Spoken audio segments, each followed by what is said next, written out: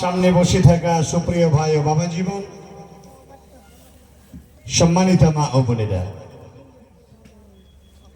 সর্বাগ্রেই সে মহান মনিবের নামে আমরা শুকরিয়া বা প্রশংসা আদায় করছি যে মহান আল্লাহ তাবারক ওয়া তাআলা অধীর ধৈর্যের পরিচয় দিয়ে 2 দিন ব্যাপী আজ সমাপনী দিবসের প্রোগ্রাম অংশগ্রহণ করার যিনি আল্লাহ তৌফিক দান করেছেন, সেই মহান মালিকের নামে আমরা আমাদের অন্তরের গভীরতা থেকে তার প্রশংসা আদায় করছি যে আল্লাহ তাবারক ওয়া তাআলা অধীর ধৈর্যের পরিচয় দিয়ে বসার তৌফিকটুকু দান করেছেন। সকলেই সে আল্লাহর প্রশংসা আদায় করুন, অন্তর থেকে বহিঃপ্রকাশ করে তার প্রশংসায় একমাত্র বলুন আলহামদুলিল্লাহ। আরো জোরের সঙ্গে বলেন আলহামদুলিল্লাহ। তারপরে পড়ি মুক্তির কান্ডারুল সর্বহারের নেতা সরওয়ারে কায়নাত আহমদ মুজতবা মুহাম্মদ মুস্তাফা, সকলেই বলেন সাল্লাল্লাহু আলাইহি ওয়াসাল্লামের উপরে লক্ষ্য করে দরুদ ও সালাম শান্তির ধারা অগণিত ভাবে বৃষ্টির ন্যায় বিবর্ষিত হোক। আমরা একটু কষ্ট করে বলি আল্লাহুম্মা আমিন। اللهم صل عليه اللهم بارك عليه بارك وسلما تسليما كثيرا كثيرا। আজ এই খালতিপুর মমিনপাড়া, এই গ্রামটা, এই পাড়াটা আমার কাছে অত্যন্ত ভালোবাসার একটা স্থান।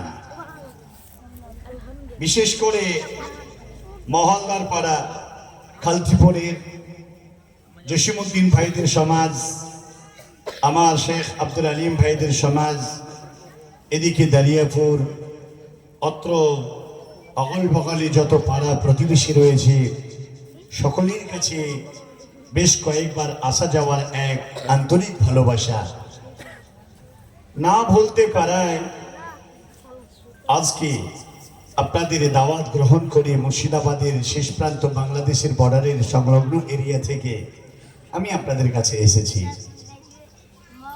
আজকে প্রথমত এই মজলিসের ফজাইল আপনাদেরকে শোনাই, যেহেতু নারী পুরুষ সমন্বয়ে এই জমায়েত।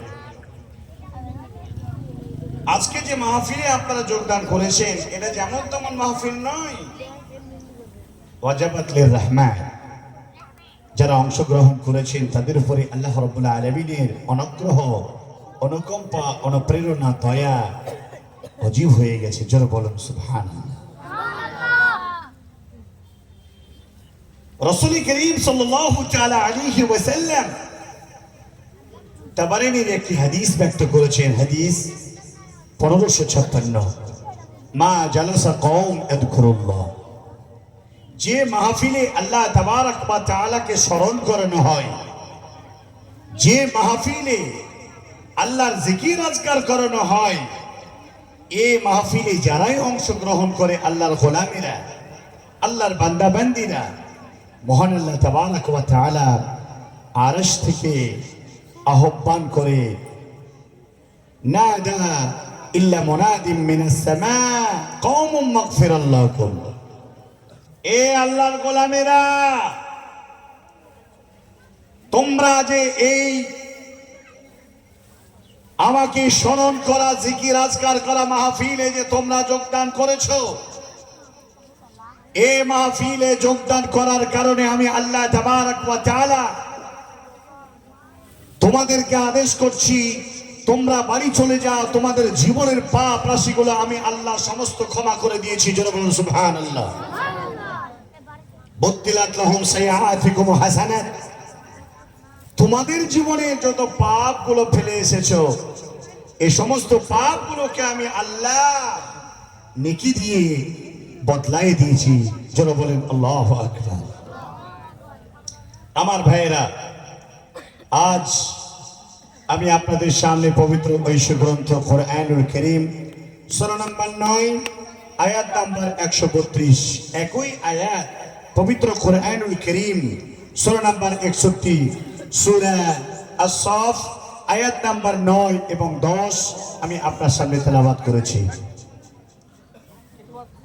তার সাথে সাথে পবিত্র কুরআনুল কারীম সূরা নাম্বার 5, আমি সূরা আল মাইদা আয়াত নাম্বার 56 আমি আপনার সামনে তেলাওয়াত করেছি।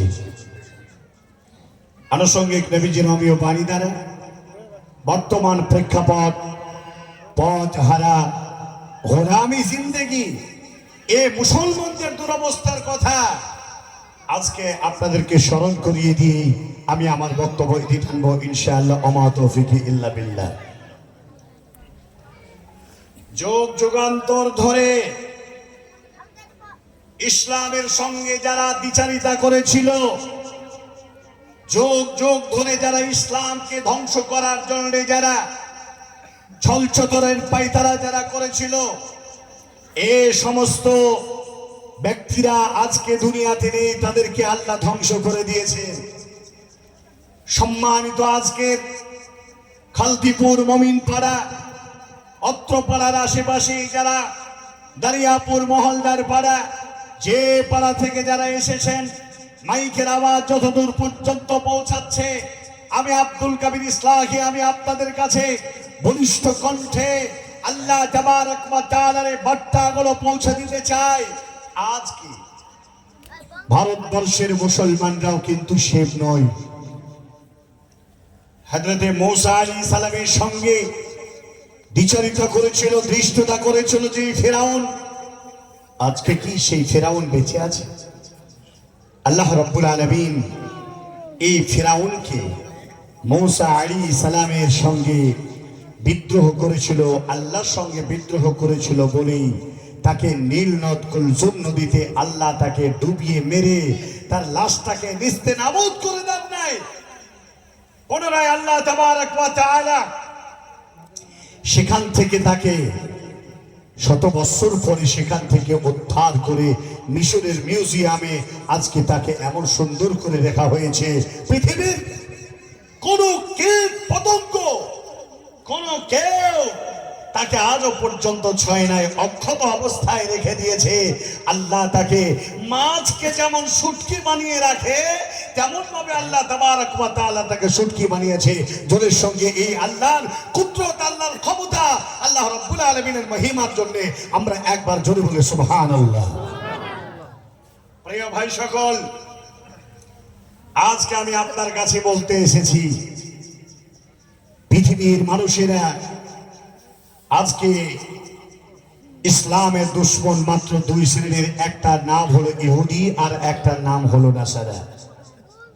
আল্লাহ রাব্বুল আলামিন পবিত্র কোরআনুল কারীমের মধ্যে তিনি বলে দিয়েছেন, বিসমিল্লাহির রহমানির রহিম, ইউরিদুনা লিয়ুতফিউ নূরাল্লাহি বিআফওয়াহিহিম ওয়াল্লাহু মুতিম্মু নূরিহি ওয়ালাউ কারিহাল কাফিরুন। আল্লাহ রাব্বুল আলামিন বলেন, কাফিররা চায় তাদের মুখের ফুৎকার দিয়ে আল্লাহর নূরকে নিভিয়ে দিতে চায়। আল্লাহ রাব্বুল আলামিন তিনি বললেন, আমার নূরকে মুখের ফুৎকার দিয়ে নিভিয়ে দিতে পারবে না। যতই তারা ফুৎকার দিবেন, যতই তারা ফু দিবেন, আমার নূর সারা পৃথিবীতে ততই বিকাশ ঘটবে, ততই চতুর্দিকে ছড়িয়ে পড়বে। এই কাফিররা যতই অসহনীয় হোক না কেন, আমার নূর পৃথিবীতে ছড়িয়ে যাবে। যারা বলে নারে তাকবীর। এই না আমার বন্ধুরা, আমার আপনাদের কাছে বলতে চাই, যে ভারতবর্ষের মাটিতে মুসলমানরা আজ 800 বছর 700 বছর ধরে যারা রাজত্ব করল, একটাও যদি পৃথিবীর মাটিতে একটাও যদি মুসলমানকে রাখবো না মনে করতো, তা পারতো কিনা? জোরে বলেন, পারতো কিনা? বন্ধুরে আমার, এরপরেও তারা মুসলমানরা জৈন, খ্রিস্টান, হিন্দু, মুচি, দণ্ডখল, ইহুদি, নাসারা, মজ্জুসী, অগ্নি পূজনী শ্রেণীর মানুষেরা আল্লাহ তাবারক ওয়া তাআলার এই মুসলমানরা তাদেরকে সেখান থেকে বিতাড়িত করে না। আজ শেষ পর্যন্ত তারা ভারতবর্ষের মাটিতে এই নীলনকশা তৈরি করলো 57,000 আলেমের প্রাণের দ্বারায়। আর হিন্দু মুসলমান জৈন খ্রিস্টানের সমন্বয়ে গোটা ভারতবর্ষটাকে ব্রহ্মাণ্ডবাদী চক্রান্ত ইহুদিদের কাছ থেকে দখল করে নিল।